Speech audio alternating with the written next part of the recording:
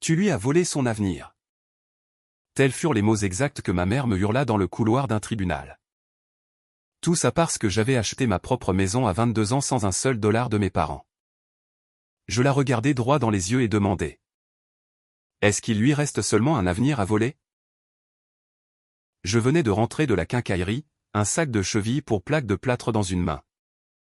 Au moment où c'est arrivé, j'étais en train de réparer une fissure dans la chambre d'amis de la maison que j'avais achetée 6 mois plus tôt. Je m'appelle Arlo Bennett.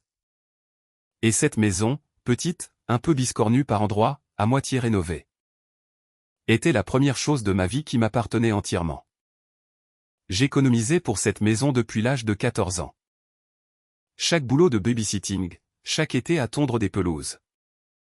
Chaque soirée passée à donner des cours particuliers d'algèbre à des étudiants de première année.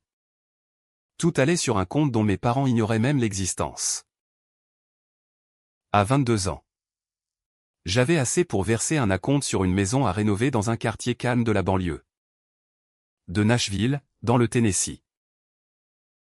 Je posais le sac de la quincaillerie sur les marches du porche lorsqu'un homme en polo gris s'avança dans mon allée. Arlo Bennett? Ouais. Il tendit une épaisse enveloppe. Vous êtes assigné. Puis il fit demi-tour et regagna sa voiture comme s'il venait de faire exploser une bombe au milieu de mon mardi après-midi. Je restais là, l'enveloppe à la main, sentant le poids du papier à l'intérieur. Officiel, lourd, aberrant. Je l'ouvris lentement. Frank et Suzanne Bennett contre Arlo Bennett. Mes propres parents me poursuivaient en justice. Je lus la première page, puis la seconde. Puis je retournai au début pour relire, car sûrement, j'avais mal compris quelque chose. Interférence délictuelle avec un avantage économique prospectif. Enrichissement sans cause. Fraude. Violation du devoir familial. En clair, il me poursuivait en justice pour avoir réussi alors que mon frère aîné n'y arrivait pas. Les accusations étaient presque trop absurdes pour être vraies. La défenderesse, Arlo Bennett, avait délibérément manipulé les relations familiales pour s'assurer des avantages inéquitables. La défenderesse avait refusé d'offrir un mentorat commercial crucial à son frère Colton Bennett, entraînant directement l'échec de ses entreprises. La défenderesse avait utilisé le nom et la réputation de la famille pour monter son entreprise tout en sapant les efforts identiques de son frère. La défenderesse avait reçu une aide financière non divulguée de la part de la famille élargie, qu'elle prétendait frauduleusement avoir gagnée de manière indépendante. Il réclamait 250 000 $ de dommages et intérêts, ainsi que le transfert de ma maison à mon frère en guise de, je cite, restitution pour les opportunités volées. Je m'assis brusquement sur les marches du porche. Mon téléphone sonnait déjà. Maman? Répondis-je. Qu'est-ce que c'est que ça? Ne m'ose pas parler sur ce ton. Tu te montres égoïste et cruel envers ton frère, et nous n'avons pas eu d'autre choix que d'agir. Égoïste? J'ai cumulé 3 petits boulots pendant mes études pendant que vous payiez les frais de scolarité de Colton dans une école de commerce privée. Tu appelles ça de l'égoïsme? J'entendis la voix de mon père couper derrière elle, laisse-moi lui parler. Le téléphone changea de main. Arlo? Ça va se faire que ça te plaise ou non. Tu peux régler ça à l'amiable ou nous nous verrons au tribunal. Régler quoi? Qu'est-ce que j'ai fait exactement? Tu sais très bien ce que tu as fait. Tu as bâti ta petite entreprise grâce à nos relations familiales. Quelle relation? Papa. Nous sommes issus de la classe moyenne. Il n'y a pas de relation. Tu as saboté ton frère. Chaque fois qu'il essayait de lancer quelque chose, tu étais là pour saper ses efforts. Je lui avais proposé de l'aider à rédiger un plan d'entreprise une seule fois. Il m'avait répondu que je manquais d'ambition. Ma mère reprit le téléphone. Tu lui as volé son avenir. Arlo? Cette maison devrait être à lui. Cette entreprise devrait être à lui. Tu savais que c'était lui. L'entrepreneur dans cette famille. Il a échoué dans 3 entreprises. Maman. Vous lui avez donné 100 000 $ et il a tout perdu jusqu'au dernier centime. Ce n'est pas de ma faute. En arrière-plan, j'entendis la voix de mon frère, pleurnicheuse et forte. C'est censé être ma maison. Elle a volé ma vie. Je fermai les yeux. Colton. Tu as 26 ans et tu vis dans le sous-sol de maman et papa. Je ne t'ai rien volé. J'ai construit quelque chose sans l'aide de la famille. Il cria, Grand-ma t'a donné de l'argent. Avoue-le. Grand-ma est décédée il y a 4 ans. Colton. Et elle nous a légué exactement la même somme à tous les deux, 2000 $. C'est tout. Tu mens. Tu as forcément eu plus. Je me levai. J'en ai assez de cette conversation. Vous aurez des nouvelles de notre avocat, dit ma mère. La voix glacée. Nous t'emmenons en justice et nous allons gagner. Tu dois tout à ton frère. Tu dois tout à cette famille. Je ne vous dois rien. J'ai travaillé pour tout ce que j'ai. Nous ne t'avons rien donné parce que tu n'as jamais eu besoin de rien, lâcha mon père. Colton avait besoin de soutien. Est-ce que tu nous punis de ne pas t'avoir traité comme une œuvre de charité? Nous réparons une injustice, déclara ma mère. On se voit au tribunal. La ligne coupa. Je restai là, le téléphone à la main, à fixer le mur à moitié rebouché de ma chambre d'amis. Puis j'appelai ma meilleure amie. Priya? Et? Quoi de neuf? Mes parents me poursuivent en justice pour 250 000 $. Silence. Puis, attends. Quoi? Ils peuvent faire ça? Apparemment. Ils peuvent déposer plainte. Gagner. C'est une autre histoire.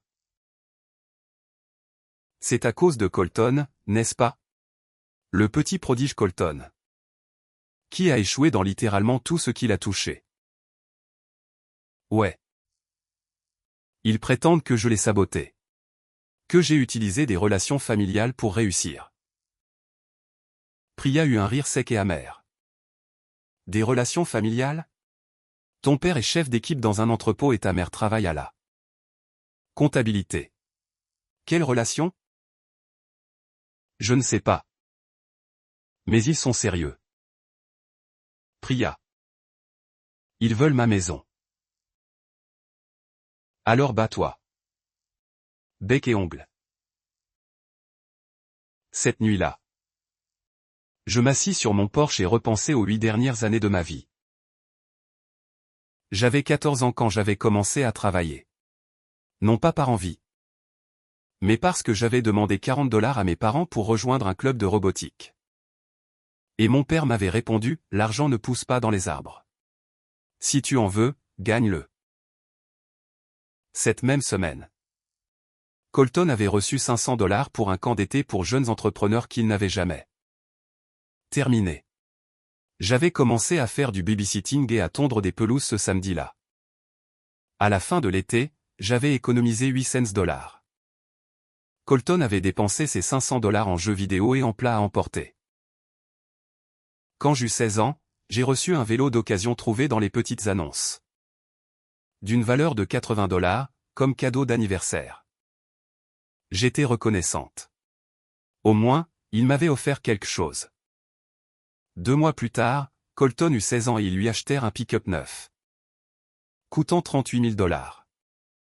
Il a besoin d'un moyen de transport fiable pour ses opportunités de stage.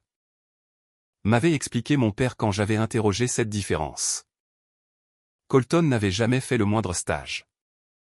Il avait détruit ce pick-up lors d'une fête avant la fin de sa classe de première.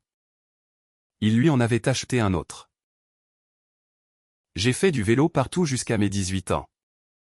Moment où j'ai acheté ma propre voiture avec l'argent gagné en donnant des cours et en réparant des ordinateurs, une berline de 14 ans d'âge pour 2800 $. L'université fut pire. Colton fut accepté dans une université privée dotée d'un programme de commerce qui coûtait près de 80 000 $ par an. Mes parents lui organisèrent une fête avec traiteur pour une centaine d'invités afin de célébrer son admission. J'ai décroché une bourse d'études académiques complète pour l'université d'État. 4 années entièrement prises en charge. Quand je le leur annonçai à dîner, ma mère dit « C'est bien, chérie », et mon père dit « Tu as toujours été si autonome. » Pas de fête, pas de carte, juste un texto le lendemain matin, « Félicitations, chérie. » Colton avait eu droit à une fête de fin d'études complète lorsqu'il avait terminé le lycée. Des cadeaux, des enveloppes d'argent, des toasts sur son brillant avenir. J'ai obtenu mon diplôme avec les félicitations du jury et une carte contenant 50 $. L'université fut 4 années d'acharnement. J'ai cumulé 3 emplois à temps partiel, support informatique sur le campus. Cours particuliers et conception graphique indépendante, en plus d'un cursus complet. J'ai obtenu mon diplôme avec une moyenne de 3,9, 15 000 $ d'économie et 0 dette. Colton a obtenu son diplôme avec une moyenne de 2, 3 et un peu plus de 200 000 $ de prêts que mes parents avaient co-signés. Le marché du travail est brutal pour les nouveaux diplômés, avait déclaré ma mère lorsqu'il était revenu s'installer dans leur sous-sol sans aucune offre d'emploi. Je construisais déjà ma propre entreprise à l'époque. Je ne vivais même plus dans la même ville que depuis 2 ans. À 20 ans, j'avais lancé une entreprise en ligne vendant des articles de décoration faits main. Bougies, céramique, petits meubles que je fabriquais moi-même. J'avais passé 6 mois à étudier les fournisseurs et le marché avant de vendre le moindre article. J'avais commencé avec 2200 $ de mes propres économies. À la fin de la première année, j'avais généré 48 000 $ de chiffre d'affaires et dégagé environ 13 000 $ de bénéfices, dont chaque centime avait été réinvesti. Je travaillais 18 heures par jour, un travail de jour pour payer mon loyer, mon entreprise la nuit. Colton, pendant ce temps, avait 24 ans et en était à sa 2e entreprise en échec. La première avait été un food truck. Mes parents lui avaient donné 45 000 $ pour le lancer. Il avait acheté un camion au flocage personnalisé avec un logo coûteux et du matériel haut de gamme, sans jamais se renseigner sur les permis, les normes d'hygiène ou le passage. Il avait choisi un emplacement terrible, surévalué son menu et mis la clé sous la porte en 3 mois. Le camion avait été saisi. La réglementation municipale a tué son rêve, avait déclaré ma mère. Sans qu'aucun d'eux ne se demande pourquoi les 17 autres food trucks du même quartier s'en sortaient très bien sous la même réglementation. Ensuite vint la phase du trading de crypto-monnaies. Mes parents lui avaient donné 30 000 $. Il avait regardé une poignée d'experts sur YouTube dotés d'une grande communauté. Avait acheté au plus haut, paniqué, vendu au plus bas, et tout perdu en 6 semaines environ. Le marché est truqué, avait déclaré mon père. Sans qu'aucun d'eux ne se demande pourquoi d'autres faisaient des bénéfices sur ce même marché.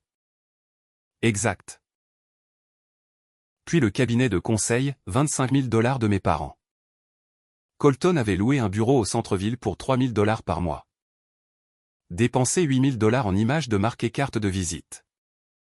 Et n'avait jamais décroché un seul client. Il se faisait appeler « stratège en croissance disruptive ». Le bureau avait fermé au bout de 4 mois, faute d'argent. L'Amérique corporative est intimidée par les innovateurs, avait expliqué ma mère. Pendant ce temps, j'avais eu 21 ans. Le chiffre d'affaires de mon entreprise avait atteint 180 000 $ par an. Pour 65 000 $ de bénéfices. J'ai quitté mon emploi de jour pour m'y consacrer à plein temps. J'ai trouvé une maison délabrée de 2 chambres pour 140 000 $. J'ai versé un acompte de 20% grâce à l'argent économisé depuis mes 14 ans et j'ai passé 4 mois à la rénover moi-même. À l'aide de tutoriels YouTube et de week-ends de 12 heures dans la poussière de plâtre ailé. Vapeur de peinture. Mes parents sont venus la voir exactement une fois. Mon père a traversé le salon, a jeté un œil autour de lui et a dit: ça doit être sympa d'avoir de la chance avec le timing du marché. Pas de félicitations. Pas de « nous sommes fiers de toi ». Juste de la chance. Et maintenant? Il me poursuivait en justice, prétendant que j'avais volé l'avenir de mon frère. Je suis resté assise sur ce porche jusqu'au coucher du soleil. Puis je suis rentré, j'ai ouvert mon ordinateur portable et j'ai commencé à chercher des avocats. J'ai trouvé un cabinet appelé Whitfield & Associates, spécialisé dans la défense contre les poursuites abusives. Les avis étaient impitoyables de la meilleure façon qui soit, ils ne se contentent pas de gagner. Ils font regretter aux adversaires d'avoir intenté une action. J'ai appelé et laissé un message. Mes parents me poursuivent en justice parce que je réussis mieux que mon frère. Je veux me battre. Et je veux qu'ils le regrettent. Le lendemain matin, mon téléphone a sonné à 8 heures pile. Arlo Bennett, ici Marcus Whitfield. J'ai eu votre message. Racontez-moi tout. Je lui ai tout raconté, la dynamique de l'enfant roi, les 100 000 $ versés à Colton. Les 0 $ qu'il m'avait jamais donnés.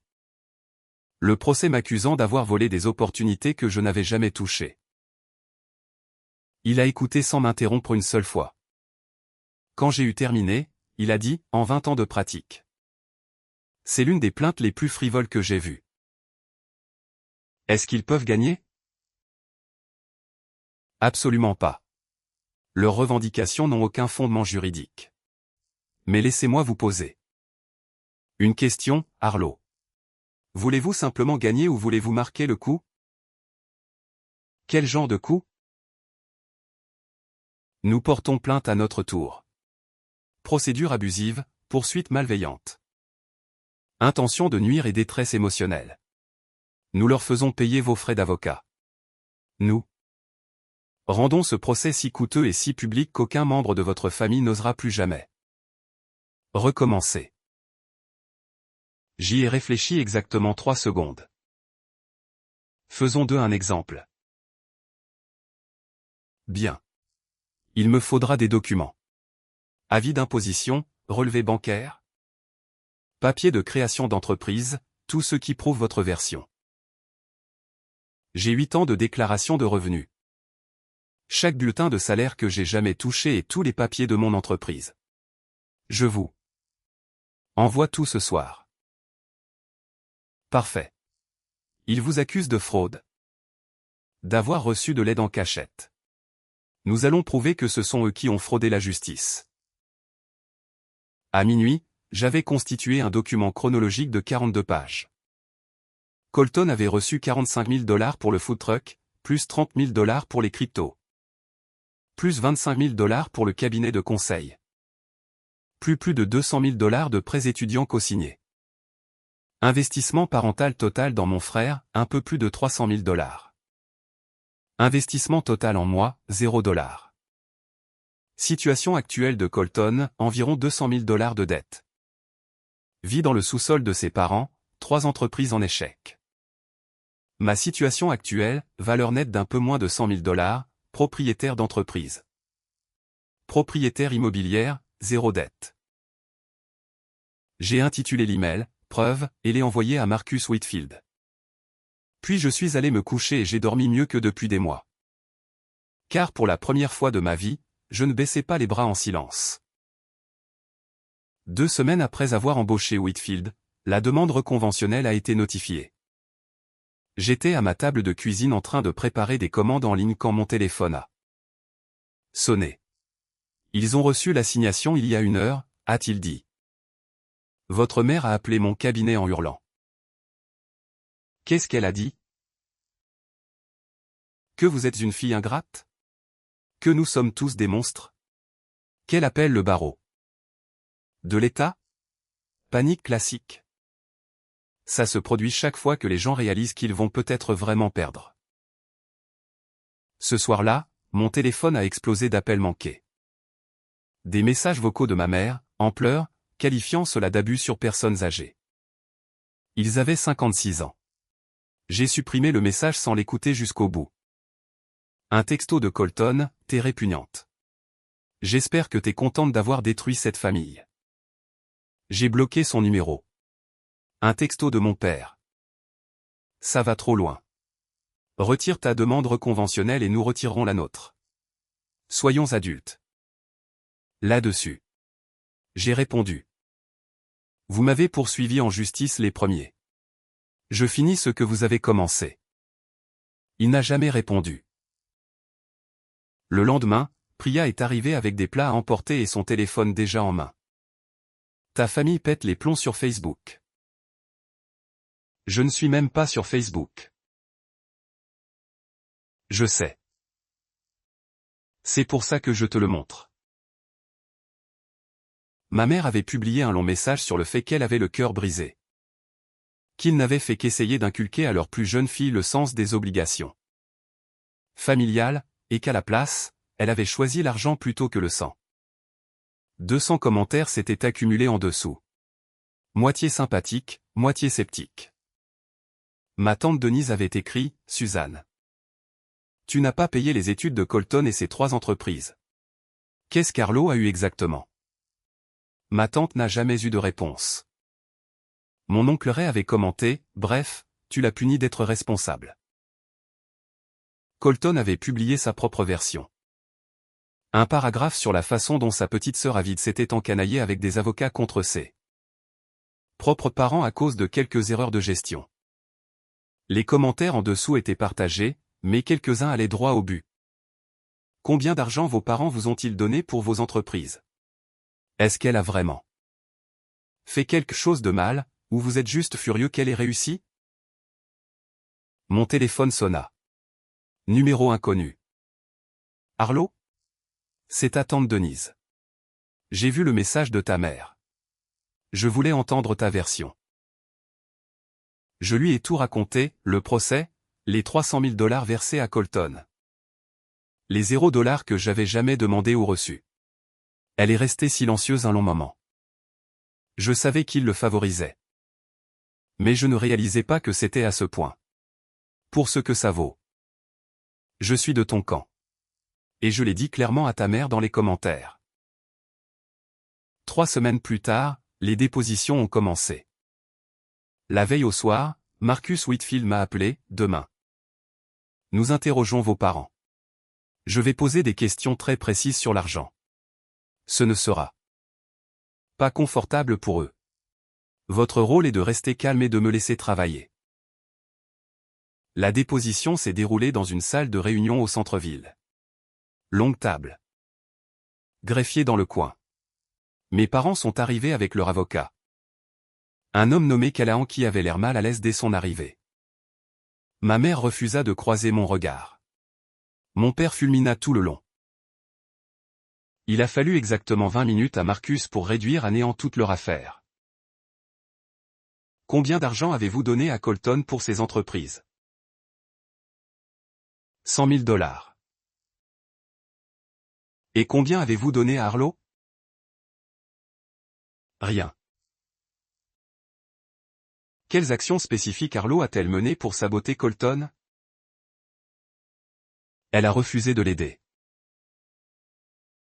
Arlo a-t-elle l'obligation légale de fournir des conseils commerciaux gratuits à son frère? Est-ce que Colton a déjà offert son aide à Arlo pour son entreprise? Je ne sais pas. Vous ne savez pas. Et pourtant. Vous êtes certain qu'elle l'a saboté? Sur la base de quoi? De ce que Colton nous a dit. Donc vous n'avez aucune preuve directe. Vous vous appuyez entièrement sur la parole de votre fils. Quand ce fut terminé, ma mère pleurait et mon père bouillonnait de rage. Mais les chiffres ne mentaient pas, 320 000 $ pour Colton, 0 $ pour moi. La déposition de Colton la semaine suivante fut encore pire pour lui. Il arriva sur la défensive avant même qu'on ne lui pose la moindre question. Marcus passa en revue le food truck, les pertes en crypto, le bureau de conseil, et à chaque fois. Les excuses de Colton s'effondrèrent sous la plus petite pression. Vous aviez 45 000 $ de capital de départ.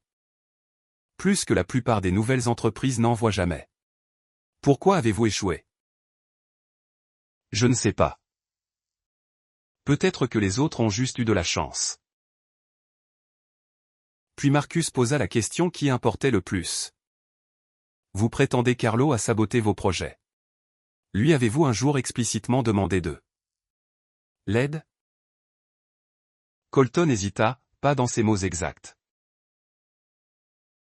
Donc, elle vous a saboté en ne proposant pas spontanément une aide que vous n'avez jamais réellement demandé. Et qu'avez-vous fait pour soutenir son entreprise? Je l'ai encouragé. Comment? Précisément? Silence. Une dernière question, dit Marcus. Votre plainte affirme que sa maison devrait vous être transférée. Pourquoi pensez-vous avoir droit à une maison que vous n'avez jamais payée et que vous n'avez jamais aidé à construire? Colton me regarda droit dans les yeux. Et pendant une seconde, je vis un pur ressentiment dans son regard. Parce qu'elle aurait dû être à moi. C'est la vie que j'étais censé avoir. Pourquoi cela? Parce que je suis l'aîné. Tout ce qu'elle a aurait dû m'appartenir. 3 jours plus tard, leur avocat appela Marcus pour discuter d'un accord. Ils voulaient tout abandonner, leur plainte et notre demande conventionnelle. Pour s'en aller simplement. Non, lui dis-je. Je veux qu'il soit condamné. Je veux qu'un juge statue officiellement sur le caractère abusif de cette plainte. Je veux des conséquences. 4 semaines plus tard, nous étions au tribunal. Le juge Renata Vasquez avait la réputation, m'avait dit Marcus, de n'avoir aucune patience pour les inepties. Mes parents étaient assis avec Callahan, ayant l'air d'avoir vieilli de 5 ans en 5 semaines. Colton était assis derrière eux, les bras croisés. Le juge examina le dossier pendant plusieurs minutes avant de parler. J'ai lu les dépositions. Les plaignants ont donné à leur fils plus de 300 000 $. Ils n'ont rien donné à leur fille. Et maintenant ils poursuivent leur fille en justice parce qu'elle a réussi. Maître Callahan. Où se trouve exactement la théorie juridique ici? Callahan essaya d'expliquer que les familles ont des obligations les unes envers les autres. Le juge lui demanda s'il disposait d'un contrat prouvant l'existence d'une telle obligation. Il n'en avait pas. La requête en rejet est accordée, déclara-t-elle. La plainte des plaignants est rejetée avec préjudice. Le jugement est rendu en faveur du défendeur. Pour la demande conventionnelle. Les plaignants sont condamnés à payer les frais d'avocat du défendeur. Elle regarda le total, 16 800 $. De plus. Je condamne les plaignants à verser une amende de 4 000 $ payable au tribunal pour avoir intenté une action en justice de mauvaise foi. Ce jugement sera consigné dans le registre public, indiquant clairement son caractère abusif. Elle regarda directement mes parents. Vous êtes déçus que la vie de vos enfants n'ait pas tourné comme vous l'espériez. Cette déception n'est pas la responsabilité de votre fille. Elle a fait ses choix. Votre fils a fait les siens. Elle a réussi. Ce n'est pas un crime. Elle frappa son marteau. L'audience est levée. Colton se leva si vite que sa chaise grinça sur le sol. C'est incroyable. Tout le monde sait ce qui s'est réellement passé. Monsieur Bennett, dit froidement le juge. Je vous suggère de partir avant que je ne prononce un outrage au tribunal. À la sortie du tribunal. Marcus me serra la main. C'est à peu près aussi décisif que possible. Qu'est-ce qui se passe maintenant? Ils ont 30 jours pour payer. S'ils ne le font pas, nous entamons les saisies sur salaire. Le tout. J'ai senti s'installer dans ma poitrine quelque chose que je n'avais pas ressenti depuis des mois. Pas du triomphe exactement, juste une paix calme et solide. Les retombées en ligne ont été presque immédiates. Colton a publié une longue diatribe sur la corruption des tribunaux et une sœur qui se souciait plus de l'argent que de la famille. Les commentaires furent brutaux. N'est-ce pas toi qui l'as poursuivi en justice en premier? Va plutôt chercher un travail au lieu de rejeter la faute sur ta sœur. Il l'a supprimée dans l'heure. Ma mère a publié quelque chose de similaire sur la façon dont le système favorise celui qui a le meilleur avocat. Ma tante Denise a commenté en dessous, Suzanne. Tu l'as poursuivi en justice et tu as perdu. Il est peut-être temps de faire un peu d'introspection. Au lieu de jouer les victimes. Ma mère a supprimé la publication. Une semaine plus tard. Ma tante m'a appelé pour m'annoncer que mes parents avaient hypothéqué leur maison 2 fois pour financer les entreprises de Colton. Et qu'entre cela et le jugement, il faisait face à la faillite. Ce n'est plus mon problème, lui ai-je répondu, et je le pensais. Environ une semaine après, Colton a débarqué chez moi. Il avait l'air terrible, mal rasé, épuisé. J'ai besoin d'argent, a-t-il dit. Maman et papa sont sur le point de perdre la maison. Je vis pratiquement dans ma voiture. J'ai failli rire. Après tout ça. Tu viens me demander de l'argent? J'ai fait des erreurs. Tu as fait des choix, Colton, ai-je répété. Et maintenant, tu fais face aux conséquences. Bienvenue à l'âge adulte. Tu vas donc nous laisser tout perdre? Vous avez fait ça tout seul. Je ne suis pas responsable de réparer les pots cassés. Il est parti furieux. J'ai fermé la porte et n'ai ressenti. Une fois de plus. Que du calme. 2 mois plus tard, mes parents ont déposé le bilan et ont perdu la maison. Ils ont emménagé dans un petit appartement de 2 chambres, et Colton a emménagé avec eux. J'ai appris par ma tante que le fil de discussion de la famille élargie avait explosé. Certains me blâmaient, d'autres comprenaient enfin ce qui s'était réellement passé. J'ai arrêté de le consulter complètement. Mon entreprise, quant à elle, a continué à croître. Le chiffre d'affaires a atteint 280 000 $ cette année-là. J'ai embauché mon premier employé. J'ai terminé la rénovation de la salle de bain d'invités que j'avais commencé avant que tout cela ne commence.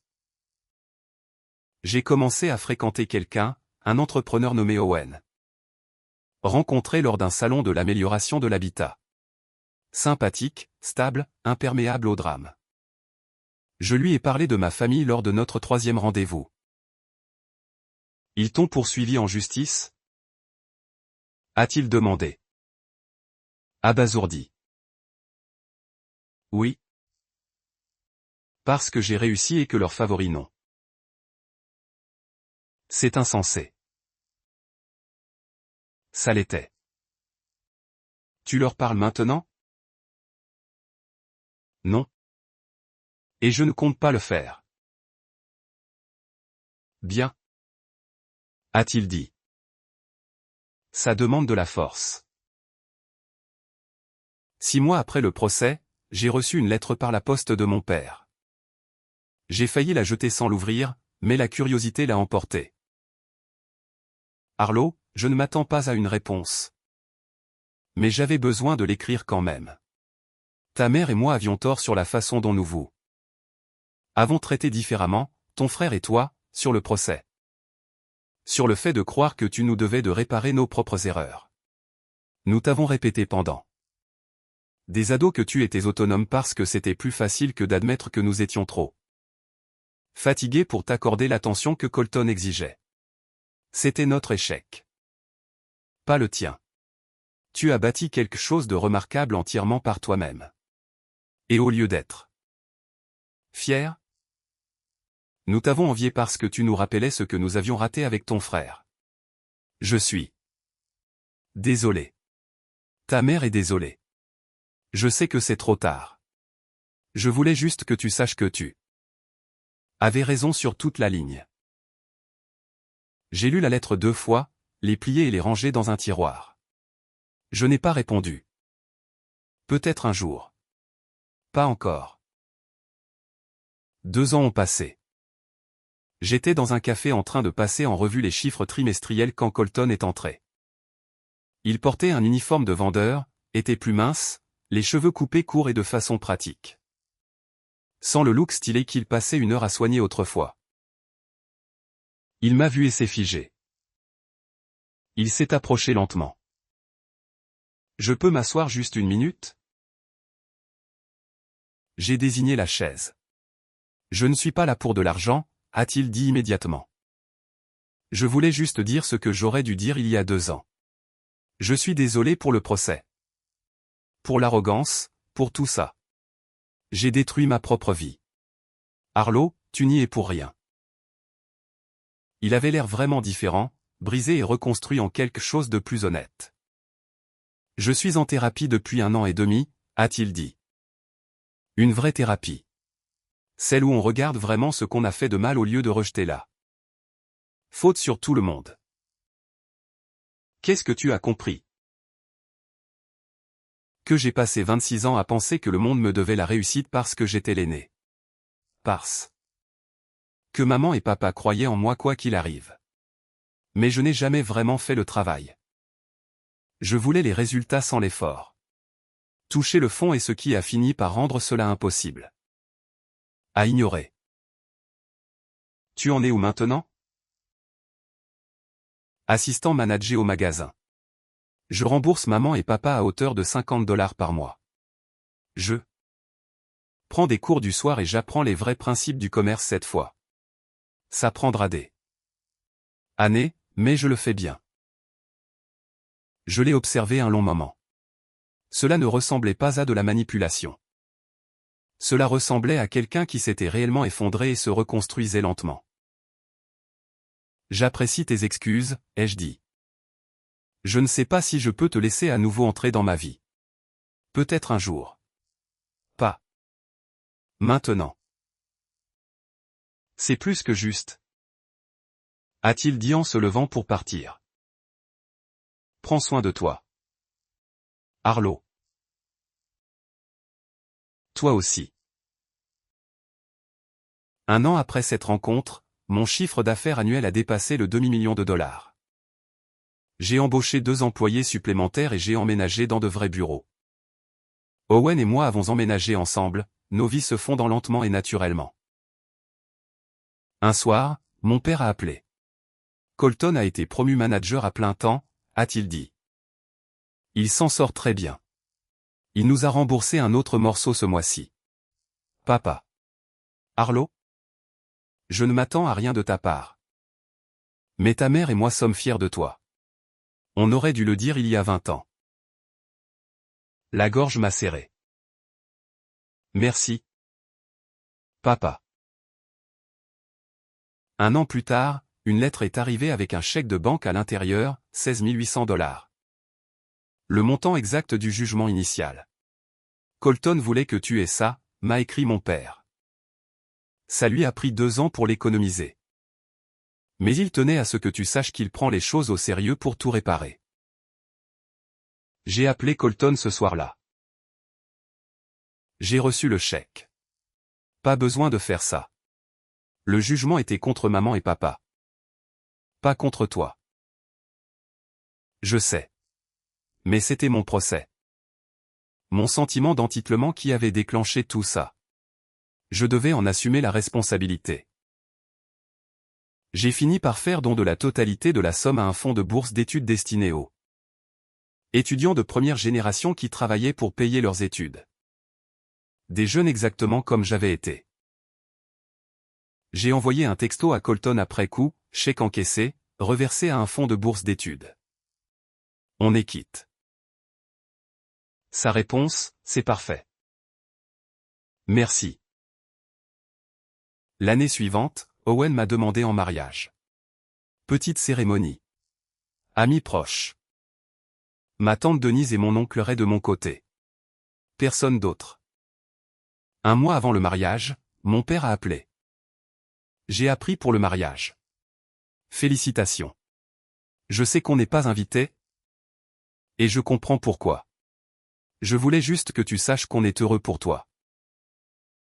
6 mois après le mariage, Owen et moi avons appris que nous attendions un enfant. J'ai attendu une semaine avant d'appeler mon père.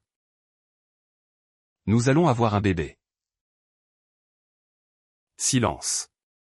Puis sa voix, épaisse d'émotion, c'est merveilleux. Félicitations. Une pause. Quand le bébé sera là, peut-être qu'on pourrait venir rencontrer notre petit enfant. On verra le moment venu. Ai-je dit? Et je le pensais. Notre fille, Willa, est née 9 mois plus tard. Mes parents sont venus à l'hôpital, discrètement, respectueusement. Colton est venu séparément, un livre pour enfants glissé sous le bras. Félicitations, a-t-il dit. Elle est magnifique. Ce n'était pas une réconciliation. Pas totalement. Mais c'était un début. 1 an après la naissance de Willa, nous avons organisé notre premier dîner de famille chez moi. Selon mes conditions. Owen, Willa et moi au centre de la table, mes parents et Colton sur les côtés. Silencieux et reconnaissant simplement d'être inclus. Ce n'était pas parfait. Il y eut des silences maladroits et des conversations mesurées. Mais c'était quelque chose. Après leur départ ce soir-là, Owen et moi avons rangé la cuisine ensemble. Comment tu te sens? A-t-il demandé. Bien. Ai-je dit. C'était bien. Tu penses le refaire? Peut-être à petite dose. Plus tard dans la nuit, je suis resté dans la chambre de Willa à la regarder dormir. Ma fille grandissait dans une maison où elle serait vue et valorisée pour ce qu'elle était vraiment. Jamais mesurée à l'aune d'un frère favorisé. Jamais qualifiée de trop autonome pour avoir besoin d'amour. J'ai repensé au procès, à l'audience. Aux années de blessures silencieuses qui avaient précédé l'un et l'autre. Et j'ai compris quelque chose que je n'avais pas été capable de voir ce jour-là sur les marches du Porsche. En tenant une enveloppe qui m'accusait d'avoir volé un avenir que j'avais bâti de mes propres mains. La meilleure revanche n'a jamais été de les détruire. C'était de bâtir une vie si solide, si entièrement mienne. Que leur approbation a tout simplement cessé d'importer. Et puis, lorsqu'ils l'avaient réellement mérité, les laisser revenir. Non pas parce que j'avais besoin d'eux, mais parce que j'avais enfin choisi de le faire. C'était ça, le pouvoir. C'était ça, la paix.